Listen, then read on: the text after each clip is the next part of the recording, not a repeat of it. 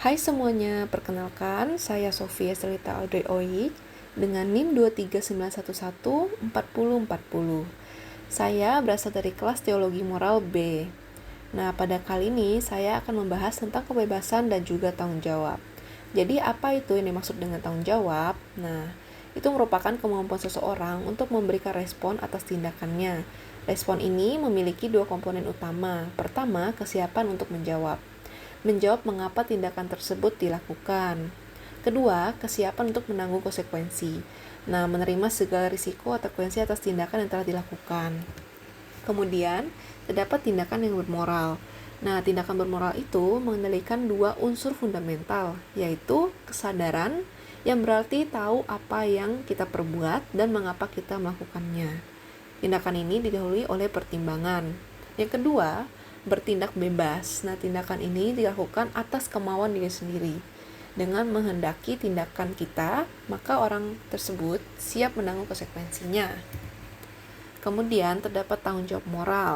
Nah, tanggung jawab moral juga merupakan komitmen untuk melaksanakan kebaikannya. Contoh dari pengalaman saya sendiri, saya pernah menolak tawaran uang dari seorang calon DPR yang mengharuskan saya untuk memilih dirinya. Nah, saya mempertimbangkan baik buruknya bagi masa depan Indonesia dan juga untuk kejujuran diri saya sendiri. Nah, dari pengalaman ini mengingatkan saya akan komitmen dan motivasi luhur yang sebenarnya merupakan inti dari tanggung jawab moral. Kemudian terdapat juga hubungan kebebasan dan tanggung jawab. Mereka ini sangat berhubungan erat.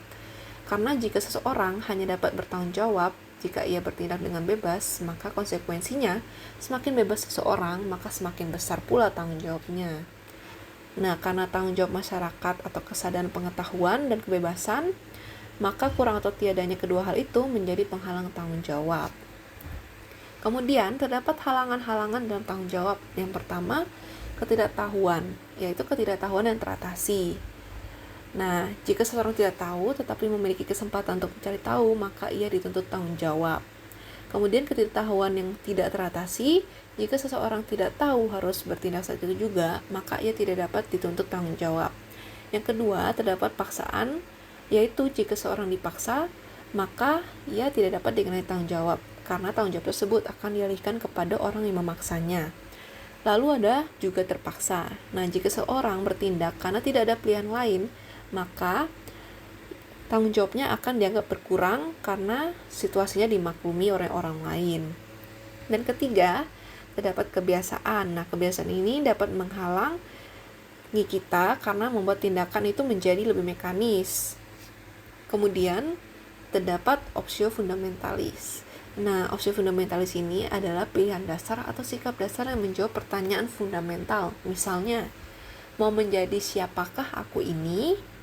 Nah, pengaruh pada tindakan harian ini juga bisa dipengaruhi oleh optio fundamentalis. Jadi misal tindakan sehari-hari dapat memperkuat optio fundamentalis, tapi itu jika searah, ataupun bisa memperlemahnya dan mematikannya.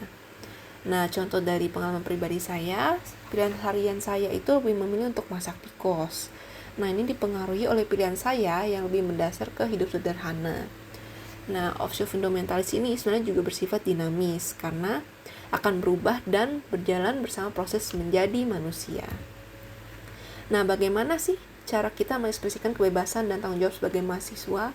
Yang pertama, mengembangkan diri dan kapasitas akademik, yaitu dengan bertanggung jawab, menyelesaikan tugas tepat waktu, memanfaatkan fasilitas kampus, kemudian mengasah keterampilan untuk masa depan. Contohnya, saya mengikuti kepanitiaan sesuai dengan minat saya. Kemudian berpendapat bebas dan berbasis data. Nah, kita itu bisa berpendapat namun berdasarkan fakta dan juga sumber yang jelas.